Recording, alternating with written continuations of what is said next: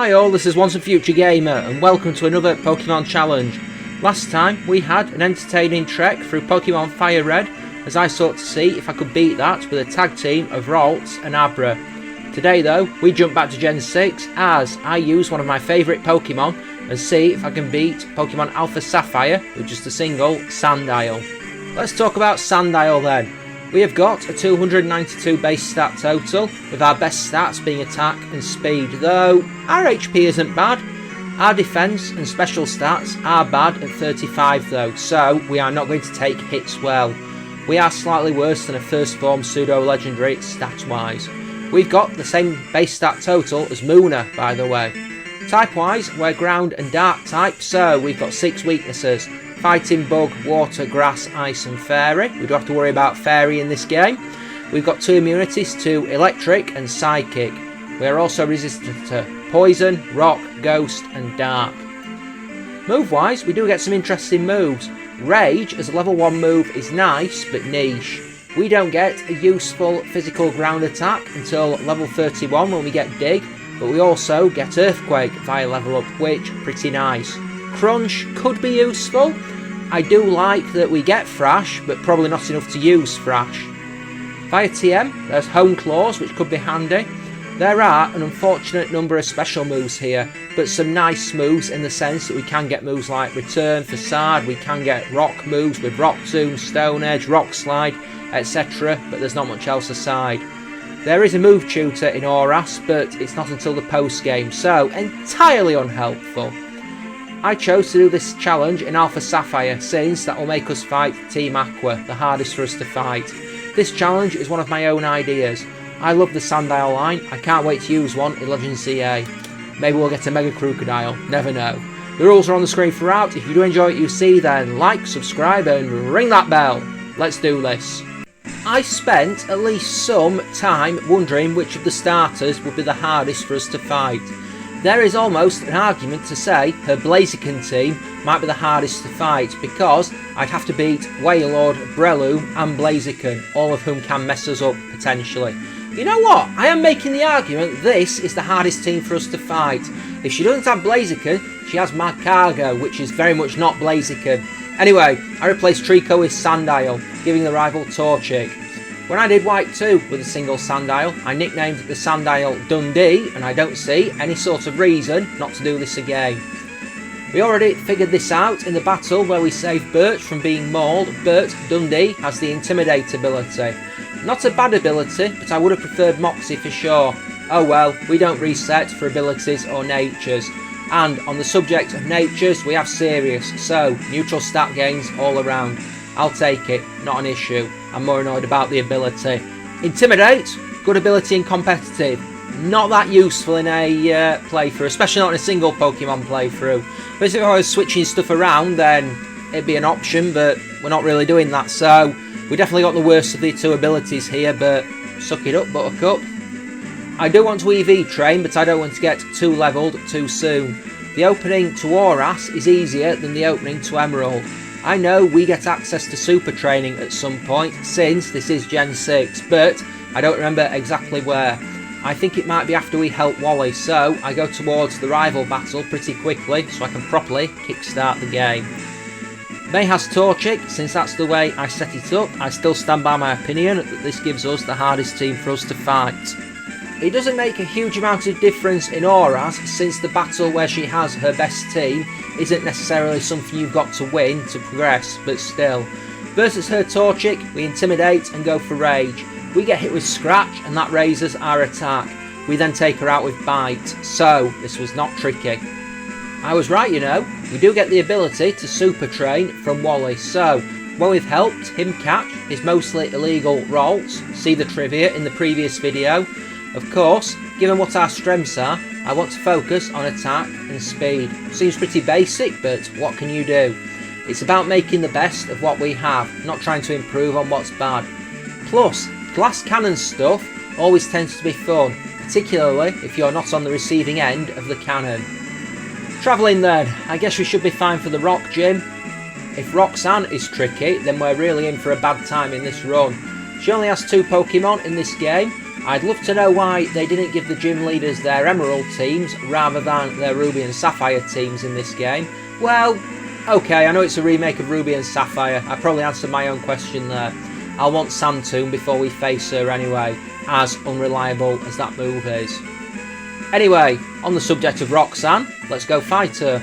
We are a few levels higher, but it shouldn't be an issue. She begins with Geodude. We intimidate it before connecting with Sandile to inflict massive damage. Potentially, Sandile is a great way to get around Sturdy. We get hit with Rock Tomb for very little damage. Roxanne heals. We land a hit to leave it on a fraction of health, and it gets taken out by the chip damage from Sandile. Goes past his second. We inflict massive damage with Sandile. It misses Rock Tomb, and then we can take it out with Bite before it gets the chance to attack again. One down, pretty easy.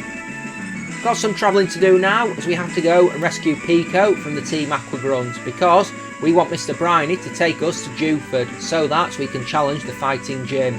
That might be somewhat brutal. I am worried about that. I mean, we don't have a fantastic way to battle fighting types since Bite is resisted. We do have Sandile, but like I said, we don't have a fantastic way of battling fighting types since the accuracy on Sandile feels like it's absolutely trash. Also, there's no rival fight in this game as we leave Rustboro. But Brawly. Again, only 2 Pokemon in this game, not the 3 he has in Emerald. He begins with Machop. We intimidate and go for Rage. We do decent damage, but we get smacked with a Karate Chop, which raises our attack and lowers our health. Sandile takes Machop out though. We connect with Sandile on Makahita, leaving it on a Sliver. It connects with Arm Thrust for decent damage, and then the Sandile chip damage takes it out. Okay, I was worried that would go a lot worse. Yay! We are on with travelling now. There will be a rival fight, which could potentially be tricky. It usually has that potential to be so. But there will be the Electric Gym after that, and well, I really don't think we should have any trouble there. I mean, of course we potentially could, but realistically we shouldn't. He only has 3 Pokemon in this game, and 2 of them are quad weak to ground, so we should be fine. Especially since in Morville City we can get the Bulldoze TM. On the subject of that rival fight, we do lose the first effort after Shroomisher's Effect Spore puts us to sleep and we don't wake up versus Combusken, meaning it can Flame Charge and double kick us to death, which is decidedly not ideal, but I go again soon after that. In Slateport, I picked up the Hone Claws TM, and that's the move I go for at the start, using it twice. Wailmer only hits Astonish, which is resisted, and in conjunction with the Intimidate and our level lead, does not do a huge amount of damage. It also misses Rollout, which wouldn't have done much either. We do connect with a Bite to take it out. Shroomish is out second, and we one-shot with Bite. There's no status problems this time. Combusken, now that it's a fair fight and we're both awake, we one-shot with Sandile. That's the flip side of this team. Oh, just on that, while I was in Morville, I took the Acro Bike, just in case you were wondering and wanted to ask for the comment on the algorithm. Anyway, Electric Gym time and the battle with the mighty Watson. Lol, JK. I hope I'm not making these cracks and it does turn out there is actually something for me to worry about. That would be a twist. He begins with Magnemite. We intimidate it. I'm going to stop mentioning that now. Assume it as read that if we can intimidate it, we did. It survives Bulldoze thanks to Sturdy, and we get hit with a mighty tackle that does all the 4 HP of damage, and then we watch Watson heal. 2 more Bulldoze attacks take it down. Again, we have to deal with more Sturdy hijinks. This is why I love Mold Breaker in solo runs post Gen 5. Magneton is second, we one-shot with Bulldoze. This one does not have Sturdy, his loss, and Voltorb is also a one-shot with Bulldoze. Winner winner then. Trivia time! A lot of Pokédex entries talk about how they bury themselves in desert sands to stop their body temperature dropping, or how they have a membrane shielding their eyes for the sun. The Pokemon Sun Pokédex talks about how it moves through sand as if it is swimming. The Moon Pokédex talks about how its favourite food is Trapinch. In Alola, they can sometimes be seen outside the deserts because it is warm all year round. The Ultra Moon Pokédex states that they aren't good at hunting, so they mostly eat things that have collapsed in the desert, giving them the nickname the Cleaner of the Desert. Wow, the deserts really are dangerous in the Pokemon world. If you fall, Sandile will eat you. You might also have Cacturn stalking you. I'm sure I saw that somewhere. There was a Pokemon known as Sunglasses Sandile in the anime that was later caught by Ash and evolved into both a Crocoroke and a crocodile. Go also caught a Sandile. It seems to be based on a baby crocodile, specifically the slender snouted crocodile, the spectacled caiman and the Nile crocodile. Its stripes are similar to a stereotypical burglar, the markings around its eyes resembling a mask or sunglasses. Being able to swim through sand may be a reference to the sandfish skink, named so because it can move through sand as if swimming. Its name may be a combination of sand and crocodile. We're almost ready to face off with Archie then. This could be rough actually. We saw how bad Caverna had the potential to be earlier, and I imagine a Sharpedo is going to hit even harder. No matter how fast we are, we're not outspeeding an Aquajet. I'm assuming it's going to be Aquajet that hits us. I have nothing to base this on other than theory and guesswork. I just figure that's likely to be the case. I could go and look it up, but where's the fun in that? In summary, Archie has a competent team in this game, as opposed to Gen 3 where his team can't be called competent by any means. Trust me, I know, I did Ruby with his team and Sapphire with Archie's team. Max's team even, very long time ago. Anyway, we lose the first Archie fight thanks to confusion from his Mightyena using Swagger, and I go back in with a plan. If he wants to swagger us, he can. I put a Persian Berry on Dundee and prepare to throw down with him. He begins with that Mightyena and we go for a Home Claws right at the start. We then get hit with Swagger, our Berry kicks in and we lay Mightyena out with Bulldoze. I don't think that went how he thought it would. Sharpedo goes down to a single Bulldoze and last is Golbat. We one shot with Crunch though for an easy win. Fire Trainer Flannery is our 4th gym leader to face in Lava Ridge Town. And I think I should say that I'm extremely confident. Maybe Torkoal gives us some trouble, maybe it survives a hit and deals some damage. Maybe. She begins with Slugma and we rampage straight over it with Bulldoze. Torkoal is second and we one shot with Bulldoze. Okay, I'll admit that, I didn't expect that. Last is Numel and we tear straight over it with Bulldoze and one shot. 4 badgers down. Normal Trainer Norman is next. It's just occurred to me how much thought they put into that name, or to give him his proper title of Dad, I'm ready for him. I figure I just need to be careful of counter, potentially. He begins with Slacking, we hone Claws a few times and get hit with Retaliate, which doesn't do a huge amount of damage, thanks to the Intimidate.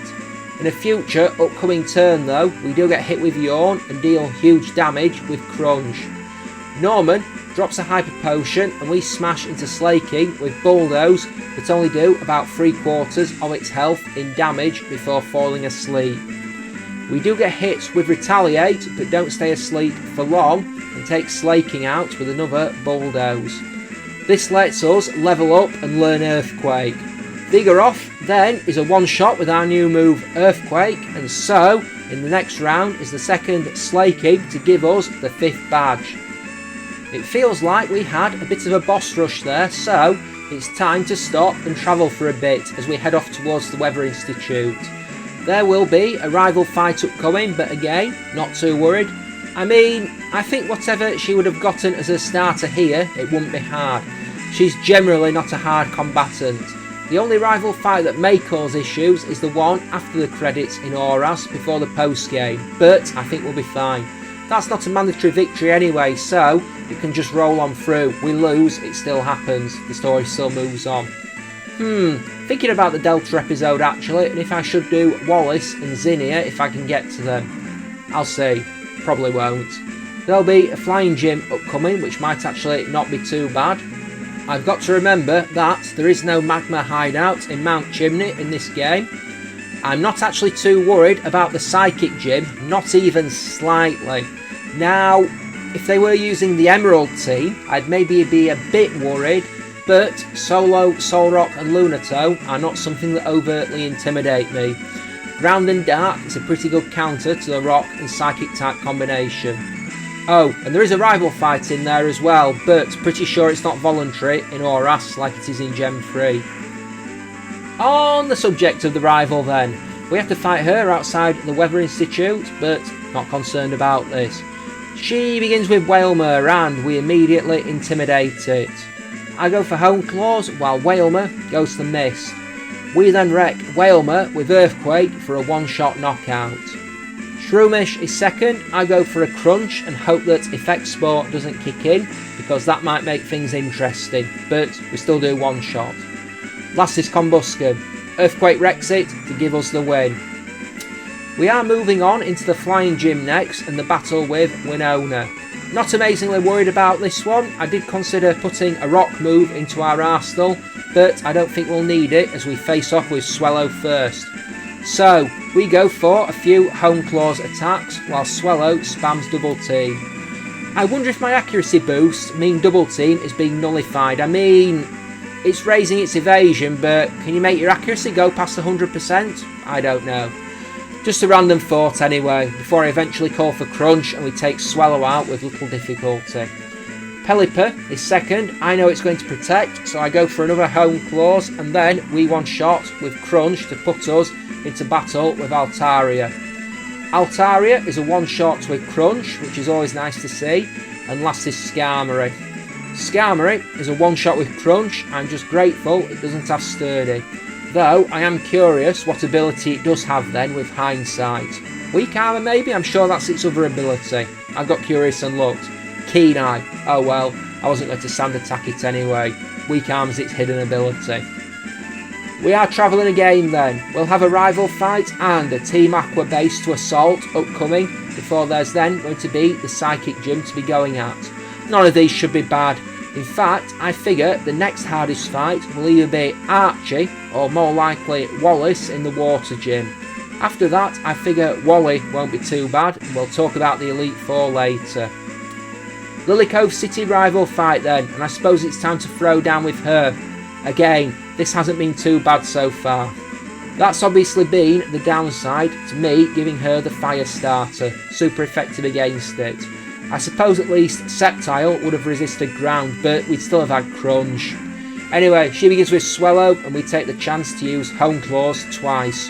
She only goes for Double Team twice, and as we saw versus Winona, this doesn't cause us an issue and we can soon take the Swallow out with Crunch. Wailord is second and we call for an Earthquake, which to nobody's surprise takes it down for the count hard. Breloom is a one shot with Earthquake, and so right at the very end is the Blaziken to give us that sweet victory. That wasn't much of a trouble. Going through the Aqua Hideout, it's a chance to talk about what's upcoming. There's not even much in the way of stuff being recorded outside of the challenges, so I'll just talk about the next challenge. Ooh, it's a viewer submission one, I believe. It's a trip back to Pokemon Platinum, and I'm going to see if I can beat that game with just a single Dustox. Could be interesting for sure. As always, any ideas for future challenges, head to the comment section down below or follow the links in the description to my Twitter or my Discord. I've got some interesting stuff coming up over the next few months. I should hit my 150th challenge in November. It'll be the first challenge after the Halloween one. Trust me, it'll be interesting. Anyway, time for the Psychic Gym. My Wynaut still hasn't hatched, which is interesting given that we got it before the 4th gym. We're now about to the 7th gym, but oh well, intriguing I guess. So, I head into the gym and prepare to throw down with Tate and Liza. Basically, the only thing stopping me from winning this fight in one turn is them both having Levitate and being immune to Earthquake. We one-shot Solrock with Crunch, Lunatone goes for Calm Mind, and then gets taken out on the next turn with Crunch giving us the win, and we can move on into the next bit of the game. It's time, after wandering the undersea cavern, to face off with Archie, and I am ready for him. There may be a few rough moments, but we'll see. He begins with Mightyena, and we go for Hone Claws straight off the bat, but we get hit with Scary Face and Taunt, so we're not powering up any further. We one-shot Mightyena with Earthquake. One Hone Claws might be enough, you know. Archie sends out Muck second, and we duly one-shot with another Earthquake. Not sure what his strategy was there. Crobat is third and smashes us with Acrobatics, but we one-shot with Crunch. Sharpedo is last. He Mega Evolves it and hits Slash for massive damage, putting us on red health, but we take it out with Earthquake for a victory. Now I'm travelling through the Cave of Origin towards the battle with Primal Kyogre, which again, probably the hardest box art legendary for us to fight. While I am travelling, this seems a reasonable place to do this, so I jumped onto YouTube, not literally. I did the search to see if anyone has done this challenge before. Believe it or not, I did find a video of someone proclaiming to have done base Rubik with Sandile. I'm actually going to check that out because I'm incredibly curious. This is Future OAFG, I did watch it, it was an absolute troll video. But yeah, I couldn't find an instance of someone doing this exact challenge. Oh well, I always like it when nobody else has done something I've come up with. Oh, and Primal Kyogre? Well, I suppose the thing is, it probably could have one-shot us, but it wasted time with Aqua Ring and we two-shot with Earthquake. Water Gym time then, and the battle with Wallace. The good news is that we don't have to deal with Juan's Kingdra. The bad news is that we have to deal with Milotic. Wallace begins with Love Disc. We go for a Hone Claws attack straight off the bat. However, things take a negative turn as we are hit with Sweet Kiss and Attract before hitting ourselves in confusion. But we can soon fight through to take Love Disc out with Earthquake. Milotic is out second and we one-shot with Earthquake to give us an easy win. Whiscash is fourth. We one-shot with Earthquake. The next Pokemon in the battle is Celio, and we soon one-shot that with Earthquake as well, and we have to face Seaking last, which doesn't do any sort of better compared to the previous 4 Pokemon, and we one-shot with Earthquake. Going through Victory Road, let's talk about what's ahead exactly. There'll be a Wallet fight shortly, but we will have the Elite Four after that, and well, I think we might be fine. Sydney has a few potential obstacles, but nothing that I think we'll struggle too much with once we're powered up. I'm not worried about Phoebe beyond her usual nasty tricks of Protect and status moves. Does she Protect in this game? We'll have to see. Glacier could be troubling. She has water and ice types, so that's going to be marginally worrying. Still, I'm sure that we won't have any issues knocking her team out. Drake! That could be a coin flip. He does have stuff like Kingdra and Salamence, but we'll see. Steven should be an easy fight. Should be, we'll have to see. Actually, I think Skarmory might be the worst opponent there since we don't have an amazing answer for it. Anyway, on the subject of that Wally fight, he ambushes us near the exit and we're ready to fight. He begins with Altaria. We use Hone Claws and get hit with Aerial Ace. It doesn't do much damage, so I go for another Hone Claws just to make sure we hit hard. Another Aerial Ace hits us and then we take it out with Crunch. Roselia is a one-shot with Crunch when it comes out in second, and the third Pokemon is Delcatty, who also goes down to Crunch.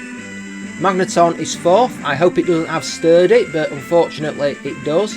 It survives Earthquake and lands Tri-Attack for massive damage and wipes out a lot of our health, but we take it out with Rage.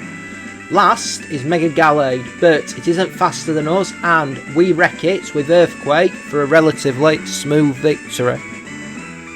Anyway, at Evergrande City, here are our stats at level 67.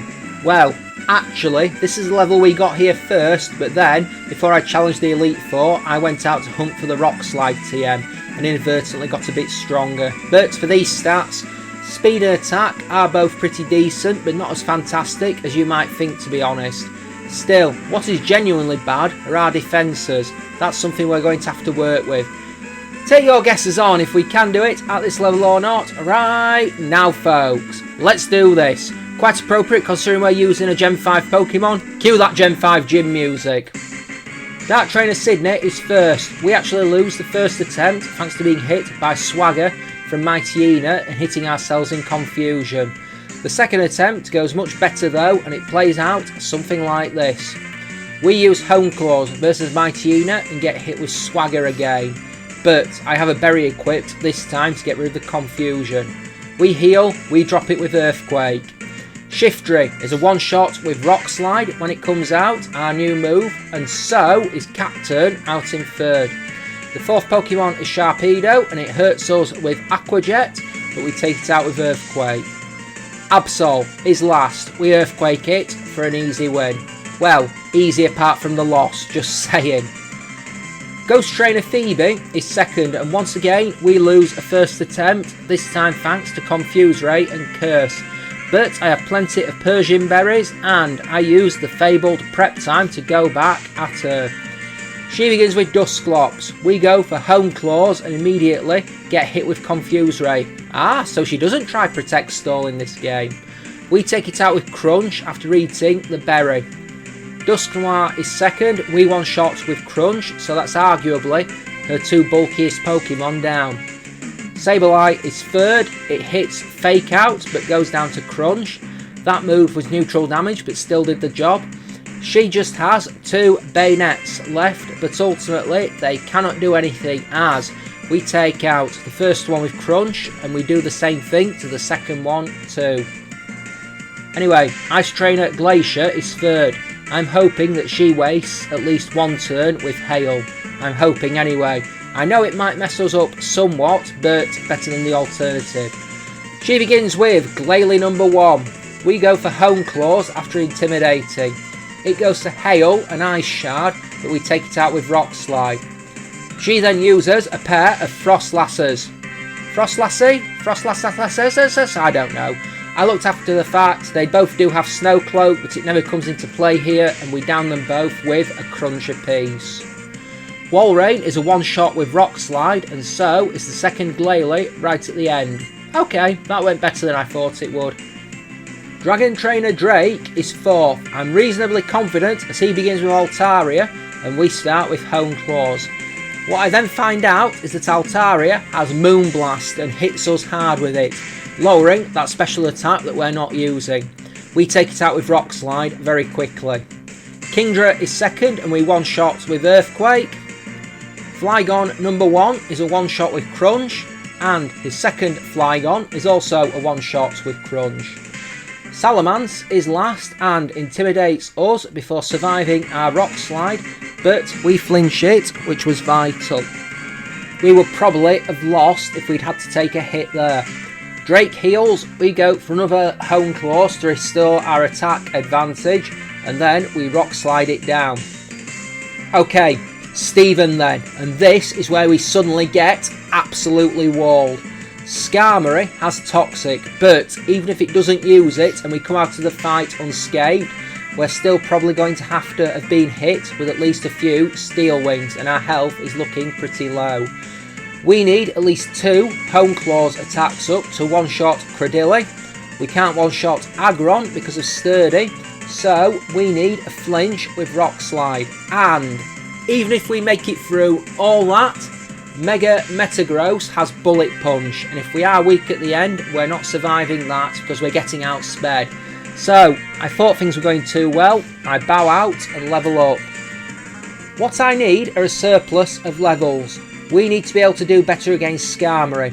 We can't one-shot it because of Sturdy, but we need to be able to take less damage for sure. We need to deal more, we need to take less. Not getting Toxic would be handy. For a move that I'm pretty sure has less than optimal accuracy, Steel Wing sure wasn't missing a lot in those battles.